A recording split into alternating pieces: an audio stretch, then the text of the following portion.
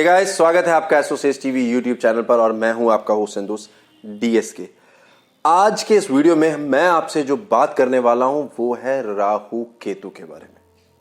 अब आप सोच रहे होंगे ये राहु केतु के बारे में बहुत सारे लोगों ने बात की है, मैं क्या अलग करने वाला हूं। खैर, मैं ये अलग ये करने वाला हूं कि राहु केतु को मैं आपको ये बताऊंगा कि कैसे यूज करना है अपनी कुंडली में। और क्योंकि अभी अगर आपने इंटरनेट देखा होगा या आप ज्योतिष के थोड़े से भी जानकार हैं तो आपको पता है कि राहु केतु का भ्रमण हो चुका है। मीन राहु केतु का भ्रमण हो चुका है जेमिनी और सैजिटेरियस में, और ट्रू राहु केतु का जो गोचर है वो होने वाला है 23 मार्च 2019 को। तो इसमें स्पेशल चीजें मैं क्या आपको बताने वाला हूं, ये वीडियो में आपको जो चीजें बताऊंगा वो राहु की चीजें ऐसी होंगी जो कभी ना आपने सुनी होंगी ना जानी होंगी। अब ये चीजें ये हैं कि राहु केतु जो है सबसे पहले ग्रह की तरह ट्रीट नहीं करना चाहिए। बोल देते हैं लोग ग्रह राहु ग्रह मेरा ये है, मेरा केतु ये ग्रह, विच इज रॉन्ग। राहु और केतु सिर्फ एक इंटरसेक्शनल पॉइंट्स है। अब ये पॉइंट्स जो हैं इनको हम छाया ग्रह की तरह देखते हैं। छाया मतलब शेडो। अब शेडो किसकी, ये सबसे बड़ा सवाल है और यही एक सीक्रेट है। छाया ये उस ग्रह की होती है जिस भी ग्रह की राशि में ये बैठा होता है। अब मान लीजिए कि राहु जो है वो 1 नंबर के साइन में है, जैसे कि आपका मेष हो गया, या आपके 10 नंबर में है, तो अब ये छाया किसकी देगा। खैर, ये छाया जो देगा वो मेष में अगर है तो मंगल की, और अगर 10 नंबर की यानी कि कैप्रिकॉर्न यानी कि मकर में है तो शनि की देगा।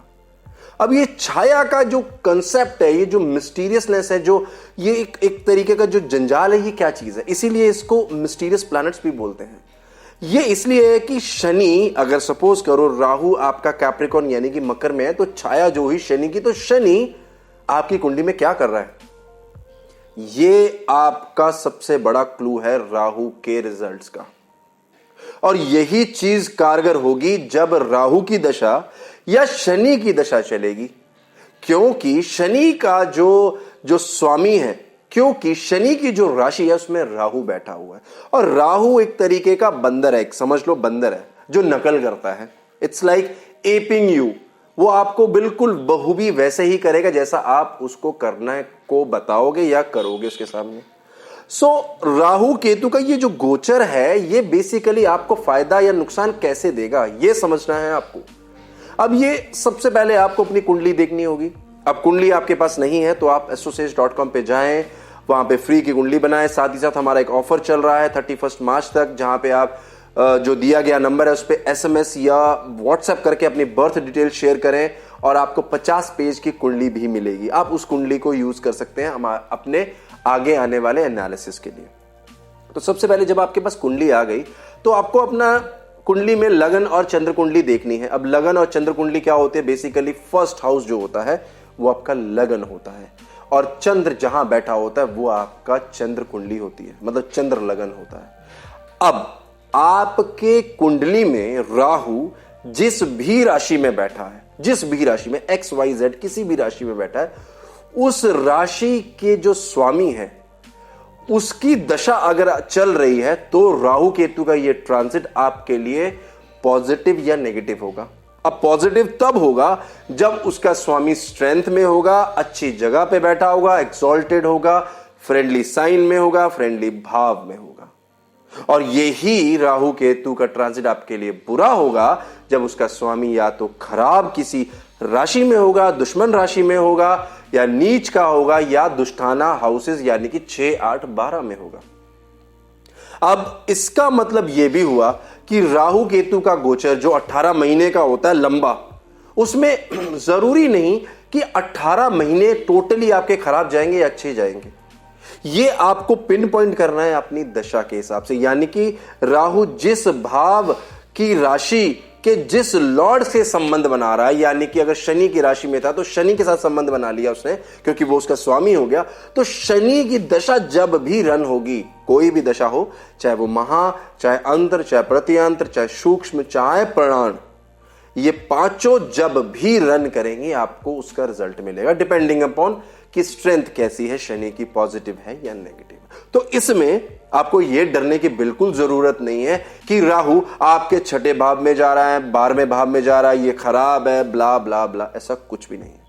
अगर आपकी कुंडली में राहु का स्वामी स्ट्रांग है, अच्छा है, पॉजिटिव हाउस में बैठा है, तो मैं आपको गारंटी देता हूं आपको अच्छी आउटकम मिलेगी, मतलब पॉजिटिव आउटकम मिलेगा। बट अगर वो उसका स्वामी जो है वो बुरी स्थिति में है, अच्छा स्थिति नहीं है उसकी, तो भले ही वो पंचम या नवम स्थान, जिसको हम लक्ष्मी स्थान भी बोलते हैं, जो कि बहुत अच्छे स्थान होते हैं, मतलब उसमें कोई भी बुरा ग्रह भी जाता है तब भी अच्छा होता है, तब भी आपको अच्छा तो नहीं मिलेगा। नेगेटिव मिले ना मिले, क्योंकि वो पंचम और नवम में बैठा, तो नेगेटिव जो इंपैक्ट है वो भी सबड्यू हो जाता है, तो पॉजिटिव तो नहीं मिलेगा इन दैट केस।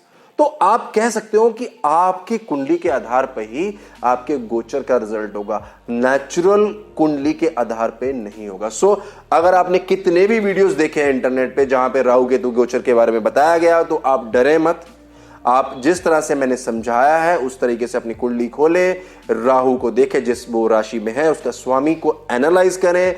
स्वामी अगर स्ट्रेंथ में है तो दशा देखें कब उसकी दशा रन करेगी, और जब उसकी दशा रन करेगी तब आप खुद देखिएगा कि आपको पॉजिटिव रिजल्ट मिलेगा। और जब मिलेगा तब आप जरूर हमें कमेंट करके या ईमेल करके बताएं कि आपको पॉजिटिव मिला है। अगर आपको ये मेरा वीडियो पसंद आया हो राहु केतु पे, जिसमें मैंने बहुत लेमन टर्म में समझाया, तो जरूर लाइक करें। अगर कोई डाउट है, किसी भी चीज का आपको नहीं समझ में आया, तो कमेंट करें ताकि मैं आपको जवाब दे सकूं। और साथ ही साथ अगर आपने हमारे चैनल को सब्सक्राइब नहीं किया है तो अभी कर लें, बेल आइकन नहीं दबाया तो दबा दें, क्योंकि ऐसे इंफॉर्मेटिव वीडियोस के जो नोटिफिकेशन है तभी आपको मिलेंगे जब आपने बेल आइकन दबाया होगा। और साथ ही साथ दोस्तों, मैं आपको एक जानकारी देना चाहता हूं कि मैं और नेहा राजपूत जल्द ही लाइव आने वाले हैं। आपके जितने भी सवाल हैं, किसी भी एंगल से हो, किसी भी मैटर से हो, चाहे आने वाली होली से हो, चाहे राहु केतु के ट्रांजिट से हो, कैसे भी सवाल हो, आप उनको लिख के रखें। जब हम लाइव आएंगे आप हमसे सामने बैठ के पूछ सकते हैं। और तब तक के लिए नमस्कार।